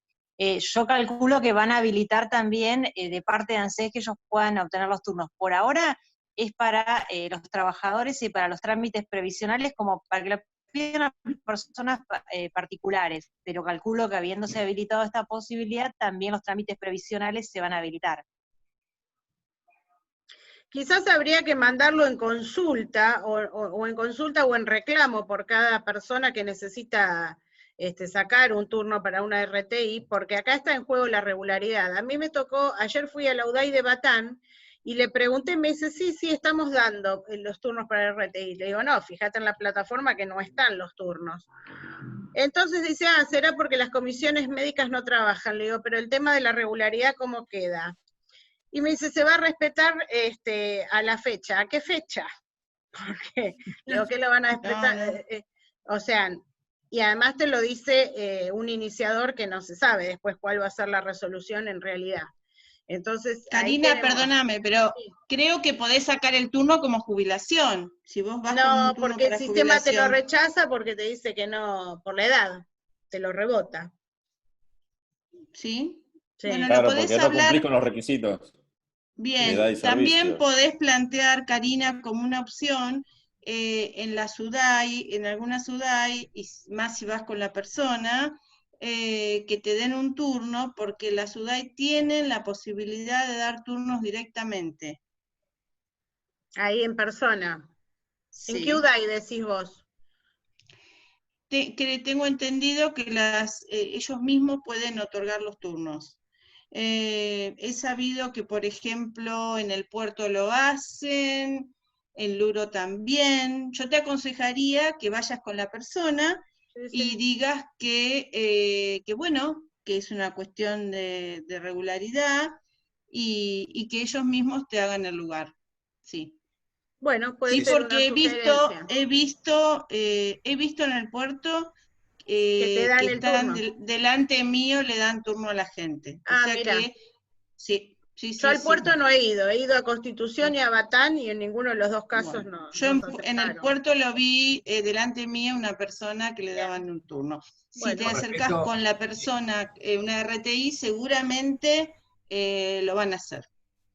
Con respecto a Es la un regularidad, consejo que te doy. sí, Sí, sí. eso lo escuché hoy en Luro, que existiría esa posibilidad, pero independientemente de eso, con respecto a la regularidad, se supone que desde que se inició la cuarentena están suspendidos todos los plazos administrativos, con lo cual todo al momento en que empiecen a poner los turnos en el software, la regularidad se debería de retrotraer a marzo. Ahí sería el punto de cómputo para lo que sería la regularidad. Lógicamente, eso lo sabemos nosotros. Después hay que ver qué va a pasar cuando te sientes con el iniciador y te diga que no tenga la regularidad. Bueno, Claro. es todo un tema. Va a Y haber chicos, que vivirlo. Sí. les quería comentar algo sobre este tema, no sé si ustedes recuerdan, que hubo un momento en plena pandemia, que fue abril, mayo, en el cual no había RIPSAs, no había centros de pago, no se podía pagar, por ejemplo, un monotributo o un autónomo. Entonces, eso se prueba, y de hecho hay gente que debió en mayo pagar, por ejemplo, abril y mayo, porque me consta, porque he estado detrás de pagar, que hubo un momento en la pandemia en la cual no funcionaban, no se podían abonar, no teníamos Y no era en forma RIPSA, electrónica. no había forma de abonarlos. Entonces hay gente que no tiene regularidad, que le va a faltar quizás un mes, o sea, creo que es el mes de abril el del problema, que no se pudo abonar, que lo abonaron en mayo, y eso lo vamos a tener que hacer valer, porque es un mes que nos va a faltar para la regularidad, por ejemplo, Sí, si sí. estamos muy justitos. Les digo porque eso es algo que se nos va a plantear. Es un muy buen dato, Laura. Muy buen dato. Sí, es un dato real ese. Sí. Bien. Excelente. Otro tema que también habría que ver si alguien tuvo alguna experiencia es el tema con los poderes. Yo realmente no he intentado hacerlo. Me asusta mucho el tema de la virtualidad por la inseguridad que te genera, y he tratado de manejarme con turnos presenciales. Tratar de sacar algún turno con suerte, levantándose a la madrugada. Así que ese tema de los poderes, no sé si alguien tuvo por ahí la posibilidad de que algún funcionario de ANSES vaya a la casa del titular a firmarle poder. No lo sé. Yo no lo he escuchado ni en el país que eso haya ocurrido. Por eso lo comento. Otro tema, y que esto por ahí, con este ya voy cerrando, para dejar liberado a los comentarios y experiencias que puedan tener. ¿Se acuerdan que existía la posibilidad de que si tenías un turno reprogramado y no lo querías hacerlo presencial, lo podías hacer a través de la atención virtual? Esto generó, que me pasó y corrí de atrás de la experiencia de María Laura, con una PUAN, y lógicamente a pesar de agregar en las observaciones que teníamos un turno de fecha de reprogramado, de fecha inicial de febrero, marzo de este año, por supuesto salió con fecha inicial de pago julio. Entonces, no sé si esto lo comentó, porque ha habido tanta normativa que llega un momento que te olvidás de todo.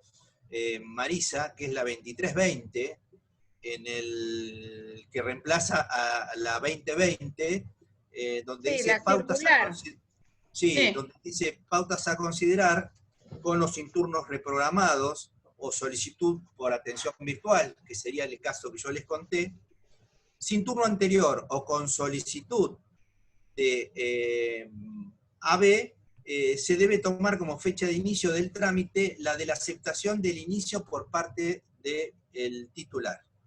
Con lo cual, con esta circular, nosotros podemos hacer valer justamente la fecha inicial del turno que solicitamos, aunque ANSES no nos haya dado la fecha inicial correspondiente en la atención virtual. No nos olvidemos que la atención virtual son personas que no son iniciadores, son simplemente empleados que toman los casos y te puede ir bien, como más o menos, o no te lo resolvieron y demás. Es decir, por eso digo, calculo que en un tiempo no muy lejano esto se podrá llegar a mejorar, pero bueno, cada uno puede llegar a tener experiencias que le resolvieron en un mes y otros ni siquiera todavía pasaron de la consulta, porque ya el sistema también se saturó. Entonces, seguimos estando en un stand-by donde iremos contando las experiencias que cada uno tenga. Otra cosa nueva, no. Sí, un tema interesante que lo comentó, por último, que lo comentó Graciela.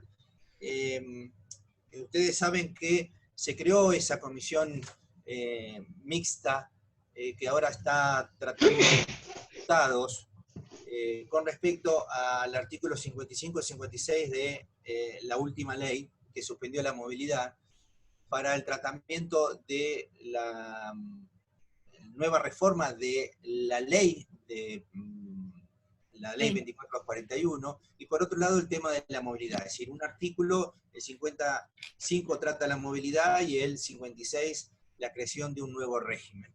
En esa comisión están yendo a disertar personas relacionadas a lo que es la previsión, y bueno, lo más destacado fue este último lunes, como lo contó Graciela, que intervino Jáuregui y Rodríguez Romero.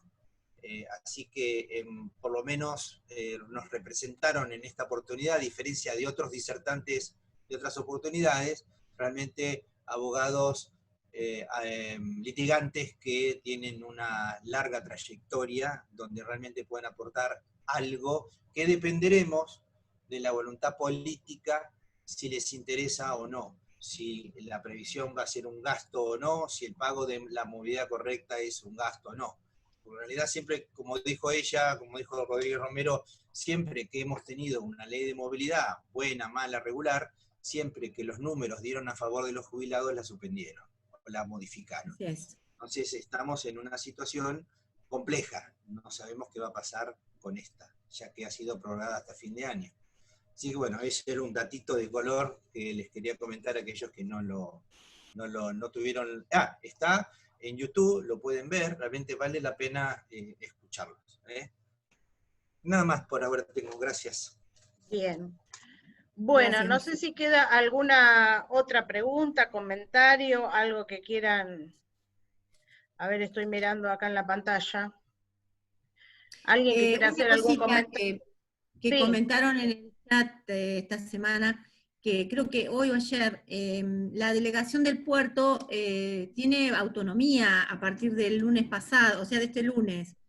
Me comentaron en iniciación y después salió en La Capital, creo, si no recuerdo mal, el diario que salió, que en el puerto van a trabajar del principio al fin los expedientes, o sea, dictaminan, hacen el cómputo, todo, o sea, no sé por qué se eligió esa UDAI, pero bueno, a partir de este lunes, todas las causas que se entran por el puerto, las resuelve el puerto únicamente, no van a ninguna mesa, ni van a ningún lado. Con lo cual puede ser piola, porque, digamos, por lo menos, no sé, nos asegura cierta celeridad. Sé que va a haber mucho movimiento de personal, o sea, gente que está iniciando que va a pasar a dictaminar, y bueno, rotación de personas, eso me lo comentaron. Para completar lo de Graciela, que es así, yo me enteré justamente hoy, hay 2 UDAIs en el país que están haciendo una prueba piloto. Una de estas es la UDAI Puerto. Por tales motivos, no me acuerdo el apellido, pero Sabrina, que ahora está como supervisora, era una computista de la mesa, que estaba en la digital, y también otro supervisor, Emiliano, que era un computito de la Sur, que después fue, que era un iniciador de la Sur, que después fue computista, también está en el puerto por este motivo. Sí. La idea es, en definitiva, volver a lo que era de un inicio. En un inicio. Cada cómputo en su UDAI. Así que creo que es lo mejor que nos puede pasar. Bien, ¿y qué eligieron? ¿La del puerto y cuál más, Marcelo, decís? No, es otra de otro país, en otro ¿De otra del país, localidad? en otra Otro localidad. país. Acá solamente es el puerto. Sí, sí. Bien. En otro país iba a decir, ya estoy, Sí. ¿viste? Bueno, Sí, sí. internacional. Sí. Sí, Está bien. sí, la experiencia es en Uruguay. Bien. Bueno, No sé. chicos, ¿alguna pregunta más? ¿Comentario, anécdota, experiencia, algo que quieran volcar? No, creo A que ver, perdón, ¿eh? Hay una Sí. pregunta, me parece que en ¿En el el chat? chat. Ah, dale. Sí. Dale, Pablo. Las verificaciones, si están llamando a testigos en las verificaciones. ¿Eso es por servicio doméstico, están diciendo, o por qué? Por atención virtual, están dando turnos presenciales, eso es lo que están preguntando. En servicio doméstico, sí. Marcelo, no sé si tenés... No, yo tengo... ¿Te acordás que había en su momento, iban el servicio doméstico, tenían que Sí. llevar Bueno, testigos?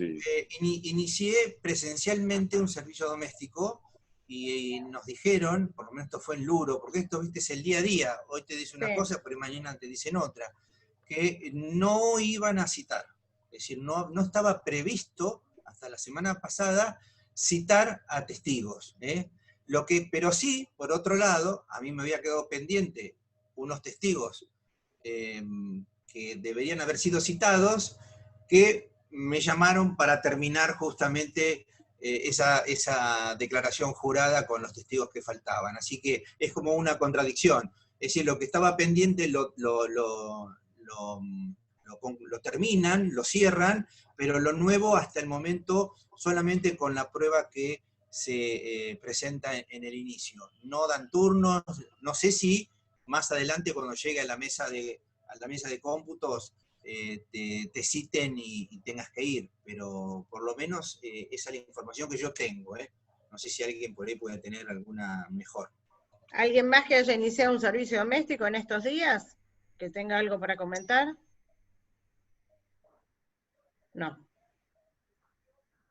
Bueno.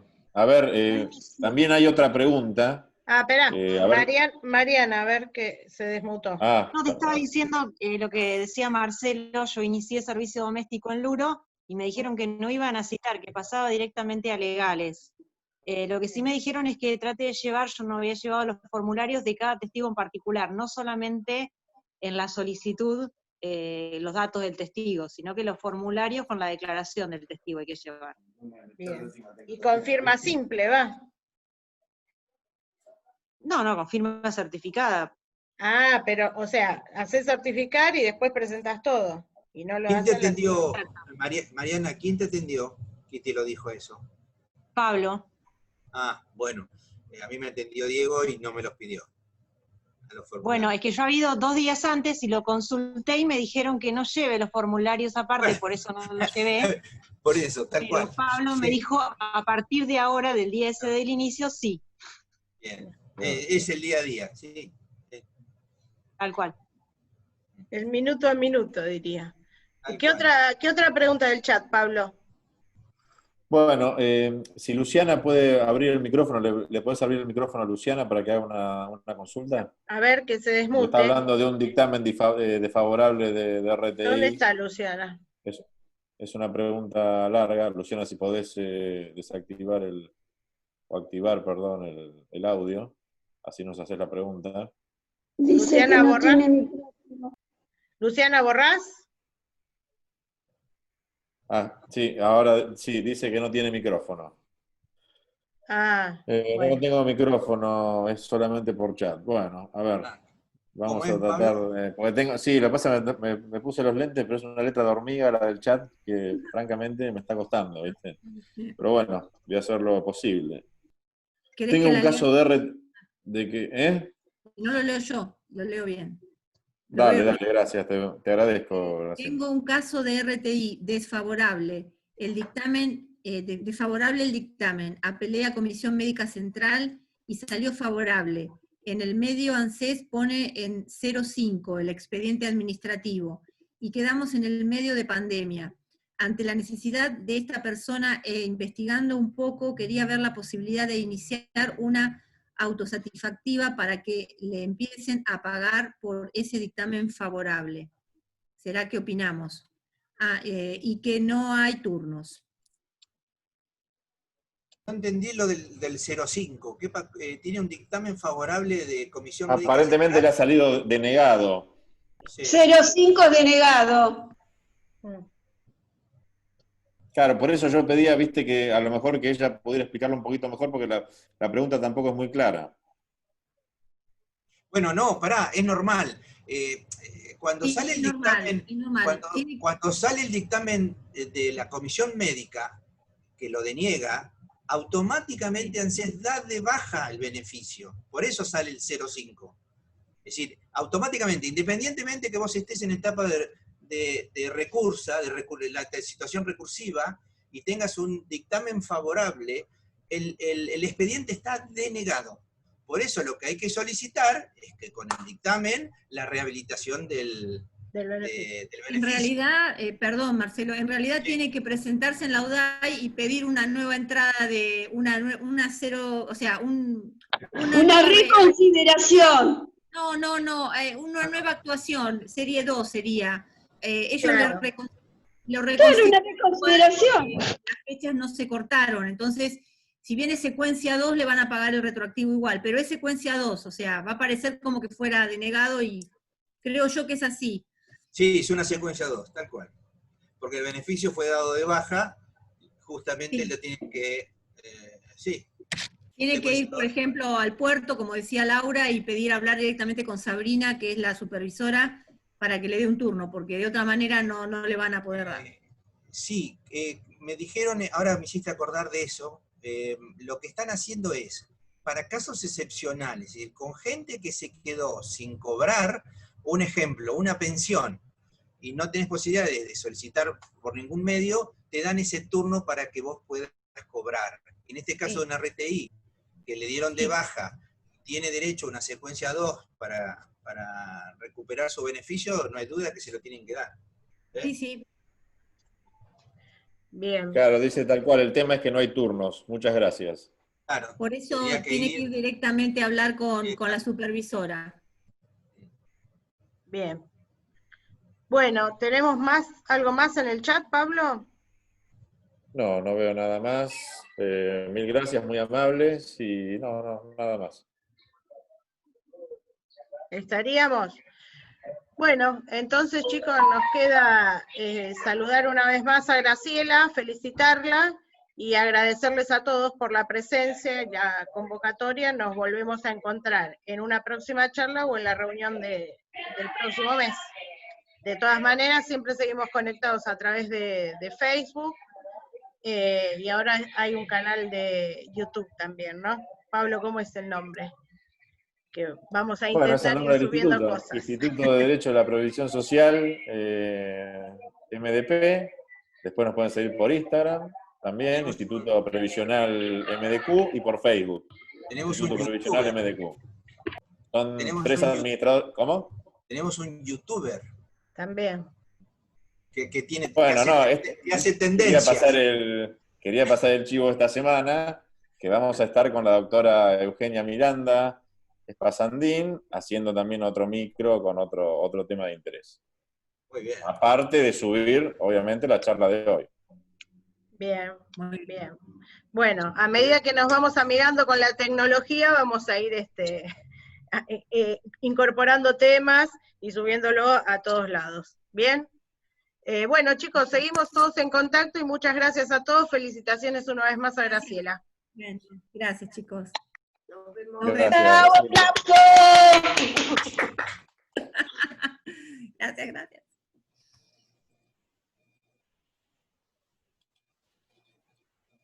Bueno, buenas noches, Mónica. Adelante, César, decime.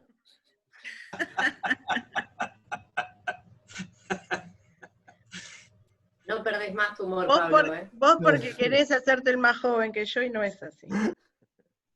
Nos vamos, me parece, a plantar naranja y vamos a estar mejor. A hacer mermelada. San Pedro querido. Exacto.